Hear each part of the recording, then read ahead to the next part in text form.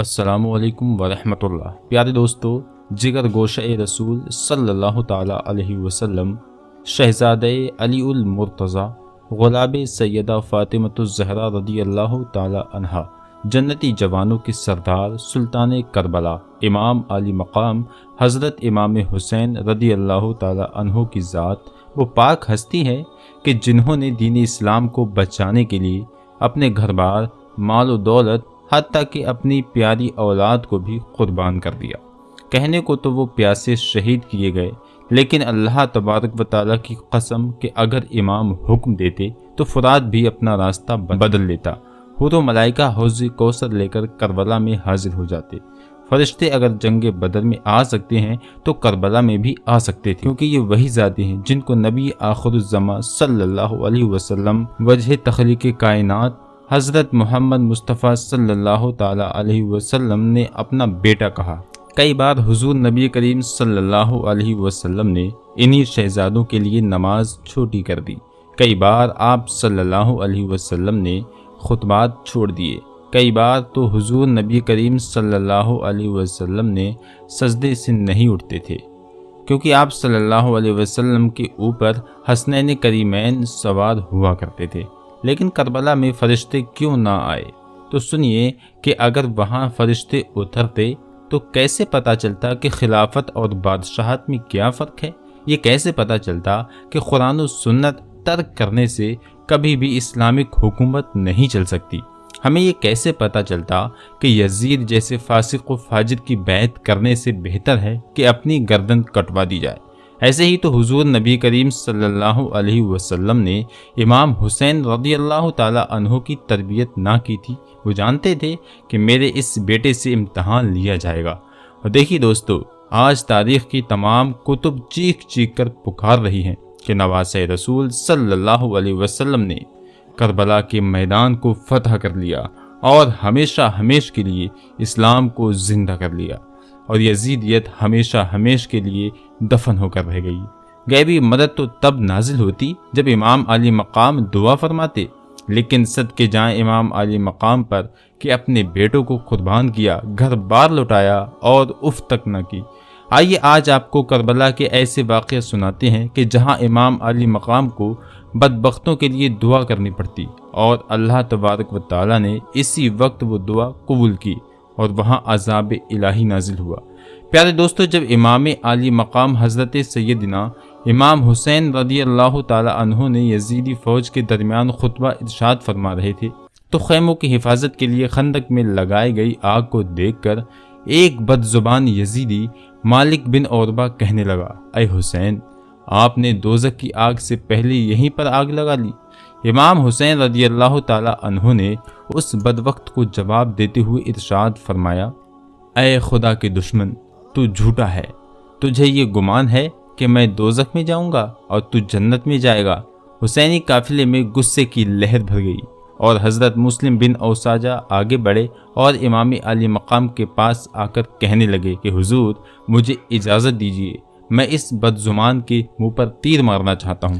میرا خون کھول رہا ہے، جب تک مالک بن عربہ کی زبان کاٹ نہ دوں مجھے سکون ہی نہیں ملے گا۔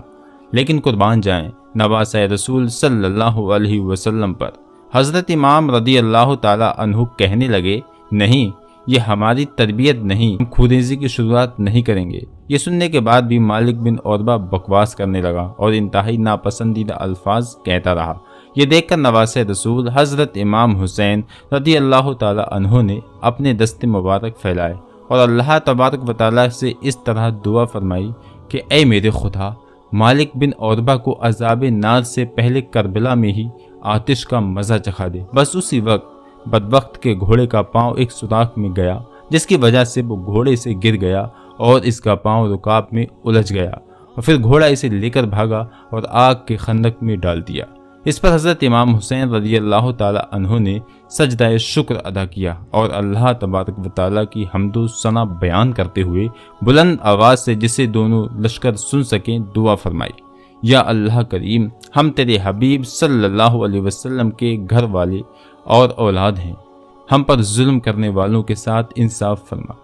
اسی دوران دشمنوں کی صف میں سے ابن اشد نامی شخص نے کہا، کہ آپ کو حضور سرور کائنات صلی اللہ علیہ وسلم سے کیا نسبت ہے، آپ کیسے خاندانی نبی ہیں۔ نسل اور خاندان تو بیٹے سے چلتا ہے اور آپ تو ان کی بیٹی کے بیٹے ہیں، اسی لیے ہمیں یہ کہہ کر دھوکہ مت دیں کہ آپ نبی کریم صلی اللہ علیہ وسلم کے وارث ہیں۔ چنانچہ اس کی اس بے ادبی کی وجہ سے حضرت امام حسین رضی اللہ تعالی عنہ کو بہت تکلیف پہنچی، آنکھوں سے آنسو نکل آئے اور وہ بارگاہ الہی میں عرض گزار ہوئے، یا اللہ، ابن اشد نے میرے نسب پر سوال کیا ہے اور یہ مجھے تیرے پیارے حبیب صلی اللہ علیہ وسلم کا بیٹا نہیں مانتا۔ یا اللہ، اس بد زبان کو ترنت عذاب میں گرفتار فرما تاکہ کوئی بھی میرے نسب پر بات کرنے کی ضرورت نہ کرے۔ چنانچہ اسی وقت اس خبیث اور بدبخت اور بے ادب کو قضائے حاجت کی ضرورت ہوئی اور وہ گھوڑے سے اتر کر ایک طرف بھاگا اور ایک درخت کے نیچے قضائے حاجت کے لیے بڑھانا ہوا تو ایک زمین سے کئی سیاہ بچھو نکلے، جس طرح کے بچھوؤں کی بارش ہو رہی ہو، اور اس کی شرمگاہ میں ڈنک مارنے لگی۔ بس وہ اسی حالت میں نجاست آلود زمین پر گرا اور تڑپ تڑپ پر اس کی جان نکل گئی۔ امام حسین رضی اللہ تعالی عنہ کی کرامات اور آپ کا مستجاب الدعوات، یعنی کہ جس کی دعائیں قبول ہوتی ہوں، اس کو دیکھ کر بھی ان بے باک اور سخت دلوں کو غیرت نہ آئی، اور ایک مغرور شخص نے امام حسین رضی اللہ تعالی عنہ کے سامنے آ کر کہنے لگا، اے حسین، دیکھو تو دریائے فرات کیسے موجیں مار رہا ہے، مگر خدا کی قسم تم اس کا ایک قطرہ بھی نہ پی سکو گے، یہاں تک کہ تم پیاسے مارے جاؤ گے۔ ابن کثیر رحمۃ اللہ تعالی علیہ لکھتے ہیں کہ ابھی یہ الفاظ اس خبیث کے منہ سے نکلے ہی تھے کہ اس مغرور شخص کا گھوڑا اسے گرا کر بھاگنے لگا، جس کو پکڑنے کے لیے اس شخص نے دوڑ لگائی، جس کی وجہ سے اس پر پیاس محسوس ہوا اور وہ پانی پانی کہنے لگا۔ اس کے ساتھیوں نے اسے پانی پلانا چاہا، لیکن ایک قطرہ بھی اس کے حلق سے نیچے نہ اترا اور وہ مغرور شخص اسی شدت پیاس میں واصل جہنم ہو گیا۔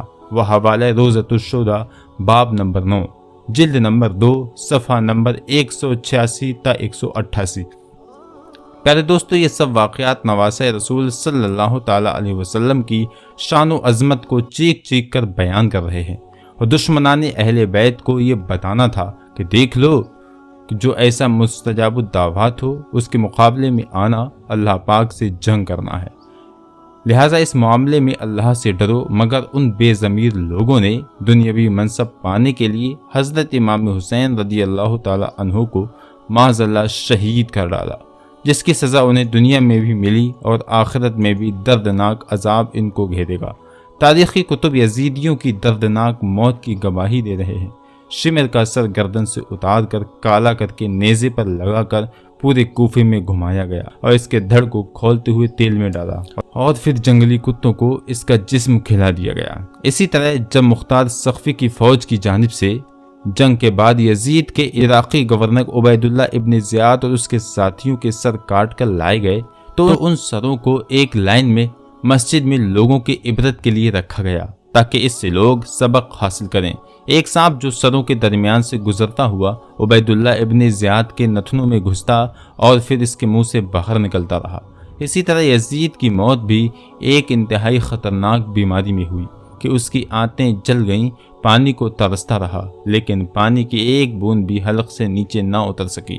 پیارے دوستو، بے شک آل رسول صلی اللہ علیہ وسلم کی اللہ تبارک و تعالیٰ کی بارگاہ میں بے پناہ قدر و منزلت ہے۔ انہی کی دعاؤں سے بہت سے لوگوں کی بگڑیاں بن گئی ہیں اور بہت سے بدبخت بغض اہل بیت کی وجہ سے جلیل و رسوا ہو کر اس دنیا سے فوت ہو گئے ہیں، اور دیکھیے آج ان کا کوئی بھی نام و نشان تک نہیں ہے۔ اور آج کے جدید دور کے اندر بھی بعض لوگ یزید اور اس کی فوج کا ساتھ دیتے ہیں اور یہ کہتے ہیں کہ یزید حق پر تھا اور امام حسین رضی اللہ تعالی عنہ کو کربلا میں جانا ہی نہیں چاہیے تھا۔ پیارے دوستو، حضور نبی کریم صلی اللہ علیہ وسلم نے ارشاد فرمایا، المرء مع من احبا، کہ آدمی بروز قیامت اسی کے ساتھ اٹھایا جائے گا جس کے ساتھ وہ دنیا کے اندر محبت رکھا کرتا تھا۔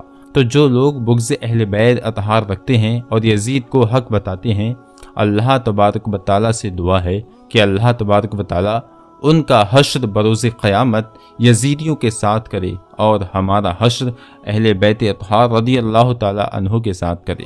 اللہ تبارک و تعالیٰ ہمیں آل رسول صلی اللہ علیہ وسلم کا ادب و احترام کرنے کی اور ان کی طرح دین اسلام خاطر اپنا سب کچھ قربان کرنے کا جذبہ عطا فرمائے، آمین۔ تو دوستو آج کے لیے بس اتنا ہی، انشاءاللہ تعالی ملیں گے اگلے ایک اور خوبصورت اور اچھے ویڈیو میں۔ جب تک کے لیے آپ اپنا خیال رکھیں۔ السلام علیکم، اللہ حافظ۔